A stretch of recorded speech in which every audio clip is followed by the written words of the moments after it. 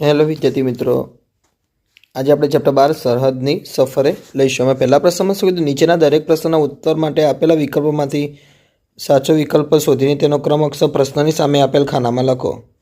પહેલો છે, ભારતના કયા પૂર્વોત્તર રાજ્યમાં દર વર્ષે એક વિશિષ્ટ યાત્રા યોજાય છે? તો કે સી એટલે કે અરુણાચલ પ્રદેશ આવશે. બીજો, તવાંગ યાત્રામાં ભાગ લેવા ચંદ્રિકાબેન ક્યાંથી આવ્યા હતા? તો કે સુરતથી આવ્યા હતા. ત્રીજો, કેની બોલીમાં કાઠિયાવાડી અમને અમદાવાદી બંનેના લયકા આવી જાય? તો કે સુરેન્દ્રનગરની. ચોથો, તવાંગ યાત્રાની માહિતી કોણે આપી? તો કે ડૉક્ટર જયંતિભાઈએ એટલે કે સી આવશે. પાંચમો, તવાંગ યાત્રા અસમના કયા શહેરથી શરૂ થાય છે? તો કે ગુવાહાટી આવશે. છઠ્ઠો, ભારત દેશમાં કુલ કેટલી શક્તિપીઠો છે? તો કે 51 એટલે કે બી આવશે. સાતમો, કયા નગરને અરુણાચલ પ્રદેશનું પ્રવેશદ્વાર કહેવાય છે? તો કે એ તો કે ભાલુક્યોપ આવશે. આઠમો, તવાંગથી દૂર એક ચટ્ટાન પર કોના ચિહ્નો છે? તો કે ડી એટલે કે દલાઈ દામાના છે. નવમો, તવાંગ યાત્રામાં આવેલા લોકો કયા ગુલામ દેશની સ્વતંત્રતાનો સંકલ્પ લે છે? તો કે તિબેટની, બી આવશે. દસમો, તવાંગ યાત્રાનો છેલ્લો પડાવ કયા શહેરમાં હોય છે? તો કે સી એટલે કે તવાંગમાં આવશે. પ્રશ્ન બીજો, કૌંસમાં યોગ્ય શબ્દ પસંદ કરી ખાલી જગ્યા પૂરવાની છે તમારે. પહેલામાં છે, તવાંગ યાત્રામાં પાટણ જિલ્લાના ચલવાડાના ખાલી જગ્યા જોડાયા છે? તો કે સરવણજી આવશે. બીજો, ચંદ્રિકાબેન બાબુભાઈ અને ખાલી જગ્યા સુરતથી આવ્યા? તો કે હરેશભાઈ આવશે. ત્રીજું, ખાલી જગ્યા અને ધરતીબેન ભાવનગરથી આવ્યા હતા? તો કે જયદીપ. ચોથું, તવાંગ યાત્રા દર વર્ષે ખાલી જગ્યા માસમાં નીકળે છે? તો કે નવેમ્બર. પાંચમો, તેજપુર નગરનું ખાલી જગ્યા મંદિર પૌરાણિક મહત્વ ધરાવે છે? તો કે અગ્નિગઢ. છઠ્ઠું, બાણાસુર ખાલી જગ્યાની પુત્રીનું નામ ઓખા હતું? તો કે બાણાસુરની. સાતમું, ખાલી જગ્યાના બૌદ્ધ મઠો અને ગોમ્પા આકર્ષણનું કેન્દ્ર છે? તો કે બોમડીલા. આઠમું, ખાલી જગ્યાને સરકારે મરણોત્તર પરમવીર ચક્ર એનાયત કર્યો હતો? તો કે જોગિંદર બાબા. નવમો, તવાંગ શહેર આશરે ખાલી જગ્યા જેટલી વસ્તી ધરાવે છે? તો કે 11,000. દસમો, ખાલી જગ્યા રાજ્યના રાજ્યપાલ જેવા મહાનુભાવ પણ તવાંગ યાત્રાના સ્વાગત કાર્યક્રમમાં પધારે છે? તો કે અસમ. પ્રશ્ન ત્રીજો, નીચેના વાક્યો કોણ બોલે છે તે લખો. પહેલું છે, અલ્યા ભાઈ આ પંજીકરણ એટલે શું? એ જ તો પંચાત છે? તો કે સરવણજી બોલે છે. બીજું, આપણે ગુજરાતીમાં વાટો કરતા કરતા બઢે ફળીએ ને ગુજરાતીમાં વાટો કરતા કરતા માણસો સોઢિયો તરત જઈ આવડશે? તો કે ડૉક્ટર નીરવ કહે છે આવું. ત્રીજું લઈશું, તમે જોયું સાંસ્કૃતિક કાર્યક્રમમાં કેટલાક પ્રદેશોના કાર્યક્રમો થયા પણ ગુજરાતના ગરબા તો રજૂ ન થયા? તો કે ભૈલાલભાઈ કહે છે આવું. ચોથું, આપણે 30 જણ છીએ, હવે 3 દિવસમાં બધાને ગરબે ઘુમાવીએ તો જ ખરા? તો કે ભરતભાઈ આવશે. પાંચમું, અમે ભૂખ્યા નિમાણા થાવમાં હું ભાવનગરી ગાંઠિયા લાવું છું, અમી હાલ જ લઈ આવું એ અંધા ખાવ? તો કે ધરતીબેન આવશે. છઠ્ઠું, આ યાત્રાનું નામ છે તવાંગ યાત્રા. દર વર્ષે નવેમ્બર માસમાં અસમના ગુવાહાટીથી આ યાત્રા નીકળે છે? તો આવું કોણ બોલે છે? જયંતિભાઈ. સાતમું, આનો મતલબ તો એ જ કે તવાંગ યાત્રા રાષ્ટ્રીય, ધાર્મિક અને પ્રાકૃતિક એમ ત્રણેય દ્રષ્ટિએ અદકેરું મહત્વ ધરાવે છે, ખરું ને? તો કે બાબુભાઈ કહે છે.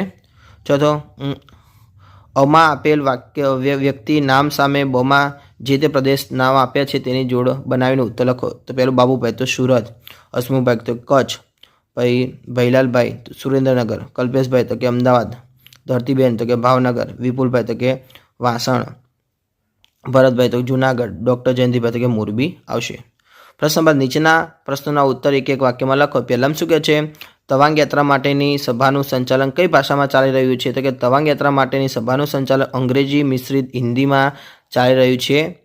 બીજો, પંજીકરણ એટલે શું? તો કે પંજીકરણ એટલે નોંધણી, રજિસ્ટ્રેશન એટલે કે જે કાર્ય કરવાનું હોય તે માટે નામ નોંધાવવું પડે. ત્રીજો પ્રશ્ન લઈશું તો શું કે તવાંગ યાત્રામાં આશરે કેટલા ગુજરાતીઓ જોડાયા હતા? તો કે તવાંગ યાત્રામાં આશરે 30 જેટલા ગુજરાતીઓ જોડાયા હતા. ચોથો, હળવાસના મૂળમાં આવી ભરતભાઈ કયો દુહો ગણગણવા માંડ્યા? તો કે હળવાસમાં મૂળમાં આવે ભરતભાઈ ઊંચો ગઢ ગિરનાર વાદળથી વાતું કરે દુહો ગણગણવા માંડ્યો. પાંચમો, અસમના ગુવાહાટીમાં કયું શક્તિપીઠ આવેલું છે? તો કે અસમના ગુવાહાટીમાં કામાખ્યા દેવીનું વિશ્વવિખ્યાત શક્તિપીઠ આવેલું છે. છઠ્ઠો, ઈસવીસન 1962માં ચીને ભારતમાં ક્યાં સુધી કબજો કર્યો? તો કે ઈસવીસન 1962માં ચીને ભારતમાં અરુણાચલ પ્રદેશ, બોમડીલા પ્રદેશ સુધી કબજો કર્યો હતો. સાતમું, કોનું સ્મારક તવાંગ શહેરમાં છે? તો કે ઈસવીસન 1962માં ચીન સાથે યુદ્ધમાં વીરગતિ પામેલા ભારતના સૈનિકોની વીરગાથા દર્શાવતું સ્મારક તવાંગ શહેરમાં છે. આઠમો, કયા સ્થળને નાન કલામાં કહે છે? તો કે તવાંગ એ શીખ ધર્મના પ્રથમ મહાન ગુરુ નાનક દેવનું તપસ્થાન સ્થળ છે, જેને નાનક કલામાં કહે છે. નવમું, તવાંગ યાત્રા દરમિયાન કઈ પ્રાકૃતિક સુંદરતા જોવા મળે છે? તો કે તવાંગ યાત્રા દરમિયાન જાંગ વોટરફોલ અને સેનગેસે લેક સ્વરૂપે પ્રાકૃતિક સુંદરતા જોવા મળે છે. પ્રશ્ન 6, નીચેના પ્રશ્નના ઉત્તર 2-3 વાક્યમાં લખો. મેં પહેલાં શું કીધું? તવાંગ યાત્રામાં અન્ય ગુજરાતીઓને શોધવાનો ડૉક્ટર નીરવે શું આઈડિયા બતાવ્યો? તો કે તવાંગ યાત્રામાં અન્ય ગુજરાતીઓને શોધવાનો આઈડિયા બતાવતા ડૉક્ટર નીરવે કહ્યું કે ગુજરાતીઓને શોધવાનો એક મસ્ત આઈડિયા છે. આપણે ગુજરાતીમાં વાતો કરતાં બધે ફરીએ ને ગુજરાતીમાં વાતો કરતા માણસો શોધીએ, તરત જ ચડી આવશે. બીજો, તવાંગ યાત્રામાં ભેગા થયેલા ગુજરાતીઓએ નાસ્તામાં કઈ વાનગીઓ ખાધી? તો કે તવાંગ યાત્રામાં ભેગા થયેલા ગુજરાતીઓએ નાસ્તામાં ભાવનગરી ગાંઠિયા, થેપલા, મરચાં, અથાણું, સુરતની ખારી, વડોદરાનો લીલો ચેવડો, ખંભાતનું હલવાસન, કચ્છની ખાજલી, પાટણના દેવડા વગેરે ખાધું. ત્રીજો, સુરતના નાચગાન વિશે ચંદ્રિકાબેને શું કહ્યું હતું? તો કે સુરતના નાચગાન વિશે ચંદ્રિકાબેને કહ્યું હતું કે નાચગાન અમને બહુ ગમે, તમે પણ અમારી સાથે નાચવા લાગો. ક્યાંય પણ ઢોલ વાગે તો અમારા પગ તો નાચવા માંડે. જાનૈયા સાથે વરરાજા હોય તો એ પણ નાચવા લાગે. એવા અમારા નાચ હોય છે. કોઈ વાર આવો તો જાણવા મળે કે કેમનું નચાય. હવે આપણે પ્રશ્ન 4 લઈશું. આમાં શું કહ્યું? જસવંતગઢની વાતને અનેરી કેમ કહી હશે? તો કે 1962ના ચીનના યુદ્ધ વખતે જસવંતસિંહ નામના એક સૈનિકે સતત 72 કલાક સુધી એકલા હાથ ચીનની સેનાને રોકી રાખી હતી. આ વીરની ગાથા આજે પણ ઘરે ઘરે ગવાય છે. તેમનું સ્મૃતિ મંદિર બનાવવામાં આવ્યું છે. વીરની યાદમાં બનેલા સ્મૃતિ મંદિરને કારણે આ વીરની સ્મૃતિને તાજી રાખવા અનેક યાત્રાઓ અહીં આવે છે. તેથી જસવંતગઢની વાતને અનેરી કહી છે.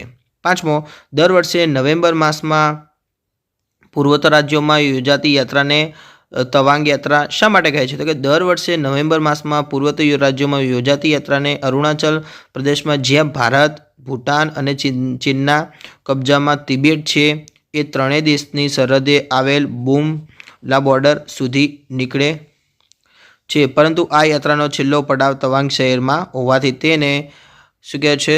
તવાંગ યાત્રા કહેવામાં આવે છે. પ્રશ્ન 7, નીચેના પ્રશ્નોના ઉત્તર 4-5 વાક્યોમાં લખો. પહેલામાં શું કહે છે? જ્યાં જ્યાં વસે એક ગુજરાતી ત્યાં સત્કાળ ગુજરાત. પંક્તિનો અર્થ સમજાવો. તો કે જ્યાં જ્યાં વસે છે ગુજરાતી ત્યાં સત્કાળ ગુજરાત પંક્તિ દ્વારા આપણને સમજાય છે કે એક ગુજરાતી જ્યાં વસે છે ત્યાં સમગ્ર ગુજરાતનું ગુજરાતી અસ્મિતાનું ગૌરવ પ્રગટ થાય છે. બૃહદ અર્થમાં પ્રદેશ એની પ્રજાનો નહીં પણ પ્રજા એના પ્રદેશનો પરિચય કરાવે છે. ગુજરાતી જ્યાં વસે છે ત્યાં જે તે પ્રજા સાથે ભળી જઈને એના સદવ્યવહારથી સમગ્ર ગુજરાતની વિશેષતાનો પરિચય કરાવે છે. બીજો, તવાંગ યાત્રાના હેતુઓ અને આકર્ષણો જણાવો. તો કે તવાંગ યાત્રાનો એક હેતુ દૂર દૂર સરહદ ઉપર રહેલા લોકોને વિશેષ આત્મીયતા પૂરી પાડીને તેમને ભારત સાથે જોડવાનો છે.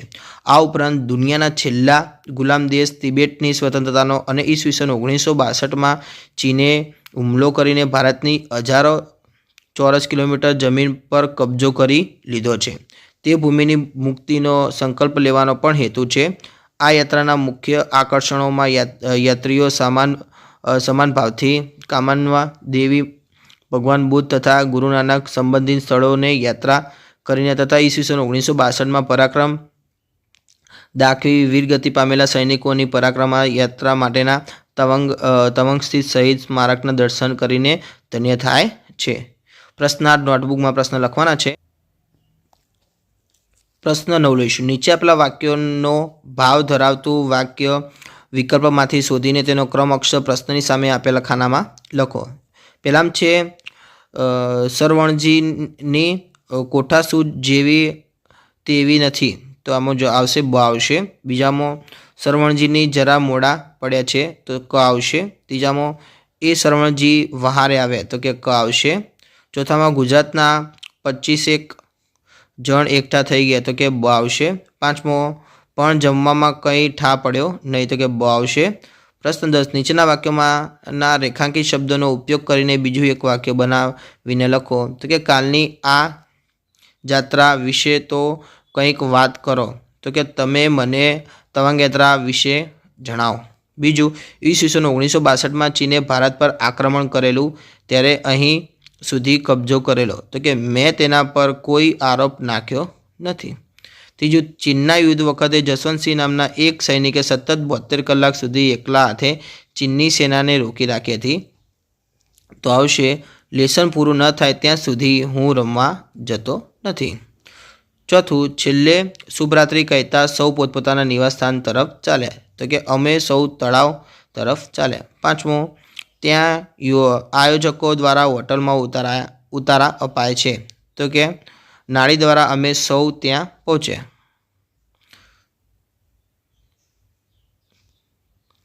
પાંચમો લઈશું, ત્યાં આયોજકો દ્વારા હોટલમાં ઉતારા અપાય છે, તો ગાડી દ્વારા અમે સૌ ત્યાં પહોંચ્યા.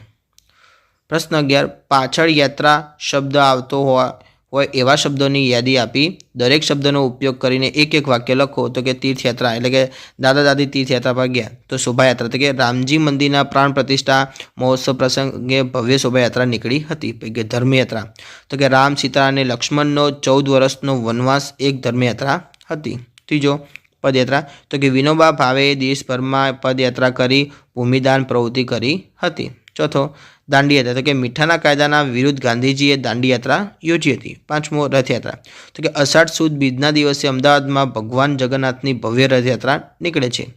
પ્રશ્ન 12 નીચે આપેલા ઉદાહરણ જેવા બીજા શબ્દો બનાવીને વાક્ય પ્રયોગ કરો. પહેલું છે શ્રદ્ધા, તો કે શ્રદ્ધાળુ. વાક્ય આવશે કે ધર્મપ્રેમી માણસ હંમેશા શ્રદ્ધાળુ જ હોય. બીજો, માયા તો કે માયાળુ. વાક્ય આપણા દેશમાં ઘણા માયાળુ લોકો વસે છે. ત્રીજો, કૃપા તો કે કૃપાળુ. આમાં વાક્ય પ્રયોગ ભગવાન સૌને માટે કૃપાળુ છે. ચોથો, દયા તો કે દયાળુ. વાક્ય બનશે કે દયાળુ માણસ હંમેશા લોકોની મદદ કરે છે. કે નીચેના શબ્દોની જોડી સુધારીને લખવાની છે. તો પહેલું આવશે રજિસ્ટ્રેશન, આ તે લખાય. પછી પંજીકરણ, પછી પૂર્વોત્તર, જિલ્લો, સાંસ્કૃતિક મહત્વ, પછી અનિરુદ્ધ, બુદ્ધ, શ્રદ્ધાળુ, ગુરુ, આ રીતે લખાય. ચલો સમાનાર્થી શબ્દ લેવાના છે. તો ઉમળકો તો કે હેત અને ભાવ. પછી કે અચરજ તો નવાઈ અને આશ્ચર્ય. ત્રીજું, ફેરફાર તો ફરક અને તફાવત. ચોથું, નોખું તો કે અલગ અને જુદું. પાંચમું, મુદ્દો તો કે પુરાવો અને પ્રમાણ. છઠ્ઠું, પહેલાં તો કે પૂર્વ અને અગાઉ. સાતમું, સંગમ તો સંયોગ અને મેળાપ આવશે. આઠમું, આકર્ષણ તો કે મોહ અને ખેંચાણ.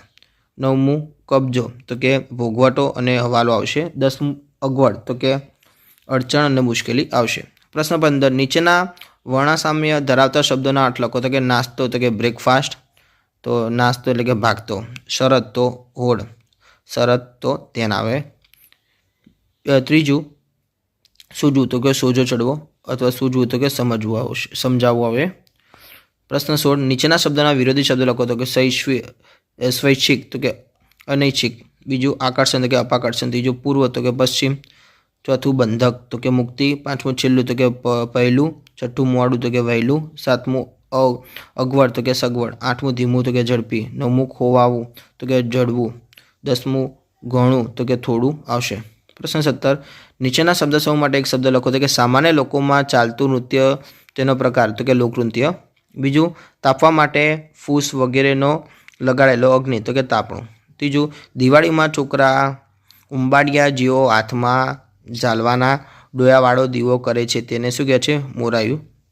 મેરાયું. નવમું, ચોથો, મરણ પછીનું તો કે મરણોત્તર. પાંચમું, કોઈની સ્મૃતિમાં બંધાયેલું મંદિર તો કે સ્મૃતિ મંદિર. છઠ્ઠું, પગલાંની છાપ તો કે પદ ચિહ્ન આવશે. પ્રશ્ન 18 નીચેના રૂઢિપ્રયોગોનો અર્થ આપી વાક્યમાં પ્રયોગ કરો. પહેલું છે જીવમાં જીવ આવવો તો કે શાંતિ થવી અથવા ઉચાટ દૂર થવો. વાક્ય તો કે બે ભાન દીકરી ભાનમાં આવી ત્યારે બધાના જીવમાં જીવ આવ્યો. બીજું, રાજીના રેડ થઈ જવું તો કે ખૂબ જ ખુશ થઈ જાઉં. વાક્ય બનશે મેળામાં જવાનું સાંભળી નાની બહેન રાજીના રેડ થઈ ગઈ. ત્રીજું તો કે ટેકો પુરાવા, તો કે સમર્થન આપવું, તો કે આજે સાચી વાતને ટેકો પુરાવનારા નથી રહ્યા. ચોથું એક કાન થવું, તો કે ધ્યાનથી સાંભળવું, તો કે અમે સૌ એક કાન થઈ ગીતો સાંભળતા હતા. પાંચમું ટાપસી પૂરવું, એટલે કે ચાલતી વાતમાં આજીઓ પૂરવો, એટલે કે કોઈની વાતમાં પૂછ્યા વગર ટાપસી પૂરવી એ સારી નથી, એ ટેવ સારી નથી. છઠ્ઠો કબજો કરવો, તો કે તાબામાં લેવું અથવા હાથ કરવું, તો કે અમારા પડોશીએ કાર લોન ન ભરતા બેંકે તેમની કાર પર કબજો કરી લીધો. સાતમું રૂવાડા ખડા થવા, તો કે રોમાંચ થવો. વાક્ય શૂરવીરોની ગાથા સાંભળી યુવાનોના રૂવાડા ખડા થઈ ગયા. પ્રશ્ન 19 નીચેના વાક્યમાંથી વિશેષણ શોધીને લખો, તો કે સરવણજી મૂંઝાઈને ચારે બાજુ જુએ, તો કે ચારે આવશે. પછી બીજું સાંસ્કૃતિક કાર્યક્રમમાં કેટલાક પ્રદેશોમાં કાર્યક્રમો થાય, તો કે સાંસ્કૃતિક આવશે. ભારત દેશમાં કુલ 51 શક્તિપીઠો છે, તો કે 51 આવશે. ચોથું આ રાષ્ટ્રીય યાત્રા છે, તો કે રાષ્ટ્રીય આવશે. પ્રવૃત્તિમાં લઈશું. પ્રવૃત્તિ ત્રીજામાં શું કીધું, નીચે આપેલા બોલીના શબ્દોનો માન્ય ભાષામાં અર્થ મેળવીને લખો, તો કે કચ્છની બોલી તો બો, તો કે બે થાય. સુરતીમાં ટમે તો તમે થાય. પટણીમાં દન, તો કે દિવસ. પછી સોરઠીમાં ઘામ, તો કે ઉકળાટ અથવા બફારો થાય. ચોથું નીચે જુદી જુદી બોલીમાં વપરાતા તળપદા શબ્દોને શિષ્ટ ગુજરાતીમાં લખો, તો કે મનેક, તો કે માણસ. પછી ગયડું, તો કે ઘરડું. ટાણું, તો કે પ્રસંગ. પછી ઓસાણ, તો કે સ્મૃતિ અથવા યાદ. જગન, તો કે યજ્ઞ. પ્રથમી, તો કે પૃથ્વી. તો કે બૈડો, તો કે પીઠ. પછી વરતવું, તો કે વર્તવું આવે. પ્રશ્ન 5 નીચે આપેલા ઉદાહરણ મુજબ બીજા શબ્દો બનાવીને લખો, તો કે અર્થ, તો કે આર્થિક. પ્રાકૃતિક. ત્રીજો શરીર, તો કે શારીરિક. ચોથો ઇતિહાસ, તો કે ઇતિહાસ. પાંચમો ભૂગોળ, તો કે ભૌગોલિક. જીવ, તો જૈવિક. પ્રથમ, તો કે પ્રાથમિક. તર્ક, તો કે તાર્કિક. નગર, તો કે નાગરિક. બુદ્ધિ, તો કે બૌદ્ધિક. 11મો કલ્પના, તો કે કાલ્પનિક. શબ્દ, તો કે શાબ્દિક આવે. વિદ્યાર્થી મિત્રો તમને મારા વિડીયો ગમે તો ચેનલને લાઇક, શેર અને સબસ્ક્રાઈબ કરવાનું ભૂલતા નહીં.